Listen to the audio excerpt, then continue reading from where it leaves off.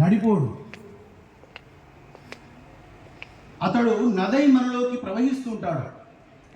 మనిషిలోని మాలిన్యాన్ని చివరికంటూ తోసుకుంటూ దూసుకుపోతుంటాడు.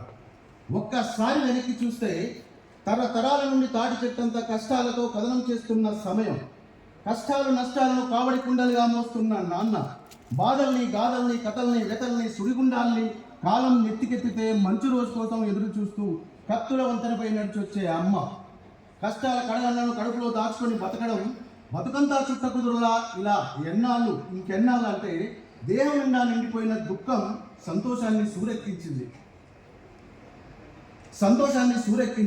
దాన్ని వచ్చే తరానికి అందించేదాకా అంటుంది అమ్మ.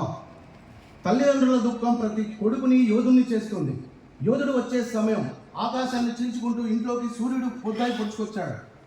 మధ్యతరగతి కుటుంబాల్లో కష్టాల్లో కన్నీళ్ళు కవల పిల్లలై నిత్యం మనుషులతో సావాసం చేస్తుంటాయి. బాధలకు బంధాలకు వంతెనలు పుట్టుకొస్తాయి.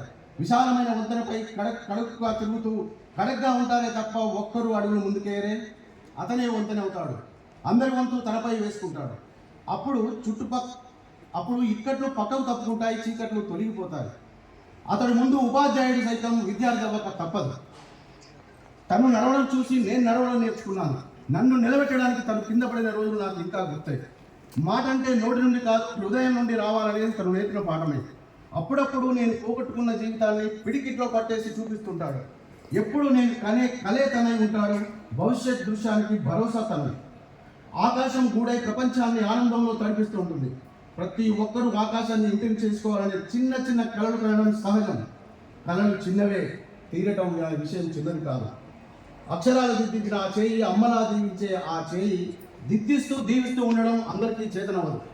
కన్న కళలన్నీ వర్షించిన ఆ మేఘాల గర్జనలకే కరిగిపోతుంటే సముద్రంలో అల విరిగిపోయినట్టే జీవితంలో కళ విరిగిపోతూ ఉంటుంది. విరిగిన కళను సైతం నిర్మిస్తుంటాడు. తను సివిల్ ఇంజనీర్. భవనాలే కాదు, మనుషులోని బాధలను తొలగించి ఆకాశాన్ని అంటే ఆనందాన్ని నిర్మించగలడు. పెళ్ళంటే ఏ ఇంట్లో అయినా ఆనందాలు గొంతులేసుకుంటాయి.